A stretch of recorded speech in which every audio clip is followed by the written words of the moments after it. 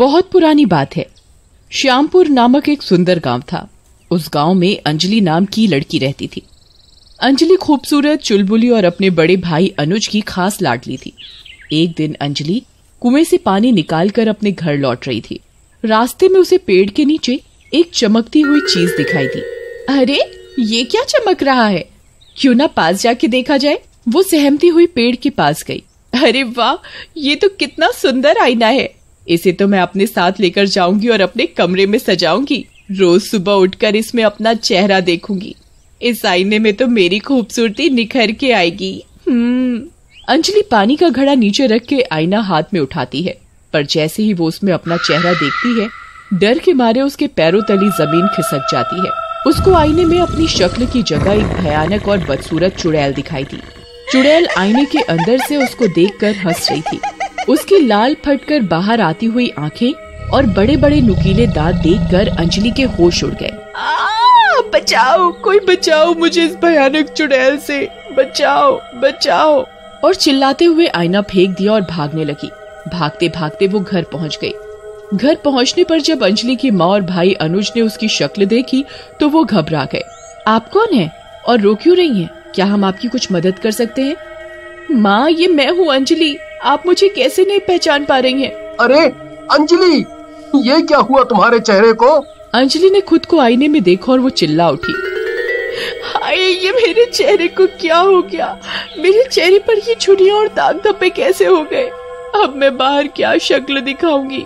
उसने ये सारी घटना घर वालों को बताई। जिसने भी तुम्हारा ये हाल किया है, मैं उसे नहीं छोड़ूंगा। नहीं भैया, वो बहुत खतरनाक है। उसकी शक्ल ही देखकर मेरी डर के मारे जान निकल गई। आपको तो वो मार ही डालेगी। आप उसके पास मत जाइए भैया। तुम चिंता मत करो अंजलि, मुझे बताओ कि वो कहाँ रहती है। मैं उसे अभी जाकर सबक सिखाता हूँ। अंजलि के बताने पर अनुज उस पेड़ के नीचे पहुँचता है और उस आईने को वहाँ पड़ा हुआ देखता है। वो उसे उठाकर पेड़ के तने पर फेंक कर तोड़ने की कोशिश करता है। तभी आईने से एक हाथ निकलकर जोर से अनुज को धक्का मारता है। अनुज दूर जा गिरता है और आईना उसके हाथ से छूट जाता है। वो होश संभाल कर देखता है कि एक बदसूरत सी भयंकर दिखने वाली चुड़ैल उसके सामने खड़ी है। उसके पैर उल्टे हैं और चेहरा गला हुआ सा है। चेहरे पर कीड़े मकोड़े रेंग रहे हैं। तुम कौन हो और क्या तुमने मेरी बहन की शक्ल खराब की है? मैं इसी आईने में रहती हूँ। हाँ, मैंने ही तुम्हारी बहन की खूबसूरती उससे छीन ली है। मैं इस गांव में किसी भी औरत को खूबसूरत नहीं रहने दूंगी। सबकी खूबसूरती छीन लूंगी और जो कोई मुझे रोकने की कोशिश करेगा उसके मैं टुकड़े टुकड़े करके खा जाऊंगी। फिर वो अनुज की तरफ बढ़ने लगी। अनुज जैसे तैसे अपनी जान बचाकर वहाँ से भागने में कामयाब हुआ। शाम तक गांव में आस पड़ोस के लोगों को भी इस घटना की खबर मिली। काफी सारे गांववासी अंजलि के घर आए। उनमें से कई लड़कियों की शक्ल अंजलि की तरह झुलसी हुई बदसूरत दिखी। अरे बहन, तुम लोगों की भी शक्ल मेरी तरह झुलसी और दाग धब्बे वाली हो गई है। ऐसा कैसे हुआ तुम लोगों के साथ? उन लड़कियों ने बताया, हमारे साथ भी यही घटना हुई थी। उस चुड़ैल ने हमारी शक्ल हमेशा के लिए बर्बाद कर दी। आखिर हमने उसका क्या बिगाड़ा था? अरे, हमने भी कोशिश की उस आईने को तोड़ने की, पर वो चुड़ैल बहुत ताकतवर है। उसने सबको डरा कर भगा दिया। क्या हम लोग एक साथ जाकर कोशिश करें उसे खत्म करने की?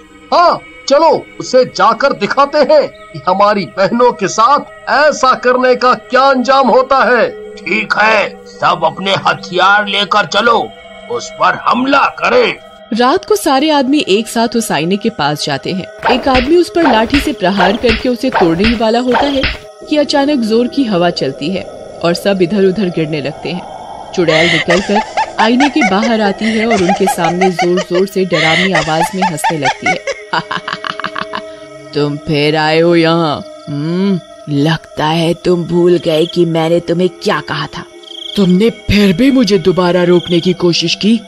शायद तुमने अपना सबक नहीं सीखा है। अब देखो मैं क्या करती हूँ। ये कहकर चुड़ैल अनुज और बाकी सबकी तरफ गुस्से से बढ़ती है। उसे देखते ही कुछ आदमी उठकर अपने हथियार लेकर उसकी ओर बढ़ते हैं, पर वो चुड़ैल जोर से चिल्लाती है और उन सब आदमियों को लेकर शीशे में कैद कर लेती है। शीशे से उन आदमियों की आवाज आने लगती है, अरे हमें बचाओ, ये हम कहाँ आ गए?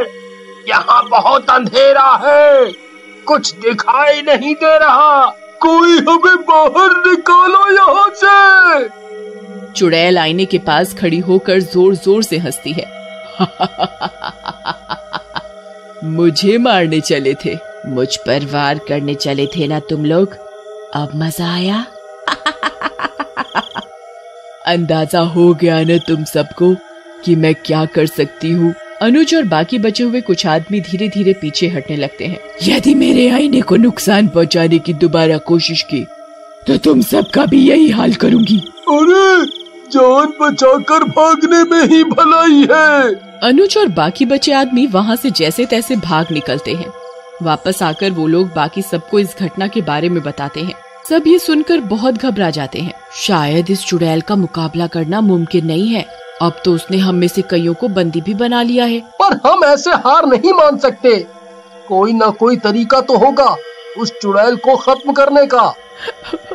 अब क्या चाहते हो, वो हम सबको भी अपना कैदी बना ले?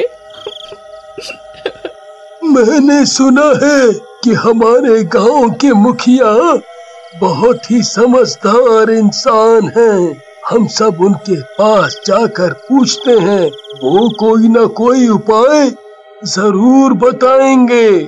सारे लोग गांव के मुखिया के घर की ओर चल दिए। उन्होंने मुखिया को पूरी बात बताई। वो चुड़ैल बेशक बहुत ताकतवर है, हम सीधे सीधे उस पर प्रहार करके उसको नहीं हरा सकते। यदि वो उस आईने में रहती है तो उसकी सारी शक्तियाँ उस आईने में ही होंगी। हमें कोई तरकीब सोचनी होगी जिससे हम उस आईने को तोड़ सकें। इस कोशिश में तो कल रात मेरे पति और गांव के कुछ लोग उस चुड़ैल के पास गए थे, पर उसने तो मेरे पति समेत कईयों को बंदी बनाकर उस आईने में कैद कर लिया है। अगर हम फिर से उसके पास गए तो वो उन्हें मार डालेगी।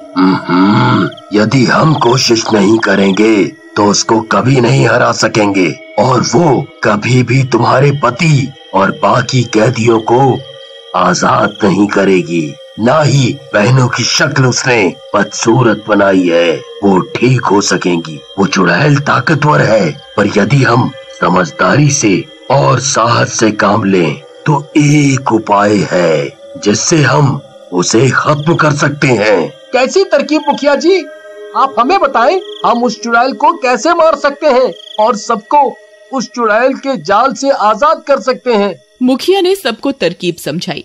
सबने मुखिया की तरकीब में एकजुट होकर काम करने का फैसला किया। उस रात को सारी महिलाएं मिलकर पेड़ के नीचे पड़े शीशे के पास जाकर खड़ी हो गईं और जोर जोर से बात करने लगी। अरे यही रहती है ना वो चुड़ैल जो सबकी खूबसूरती चुराती है, जिसने अंजलि, विमला, स्वाति, आशा सबका ये हश्र किया है और गांव के कई आदमियों को भी कैद कर रखा है।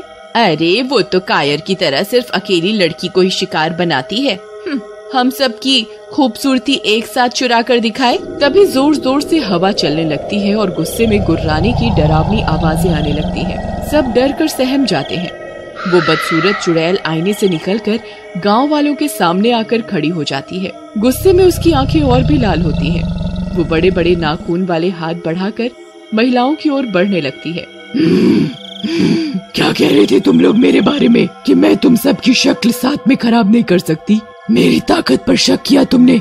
अभी मजा चखाती हूँ सबको। अब मैं सिर्फ तुम लोगों की खूबसूरती ही नहीं छीनूंगी, मैं तुम सबको मार कर खा जाऊंगी। ऐसा कहकर चुड़ैल महिलाओं की ओर बढ़ने लगी।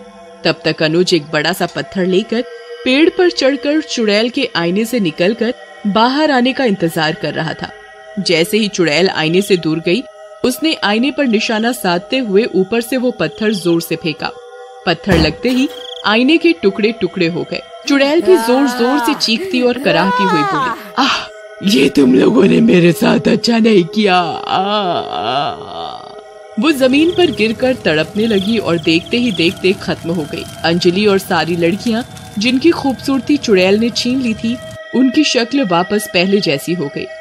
वो सारे लोग जिन्हें चुड़ैल ने कैद कर रखा था, वो भी आईने से बाहर निकल आए और बोले, आखिरकार हम बच गए। हम वहाँ से जिंदा लौट आए।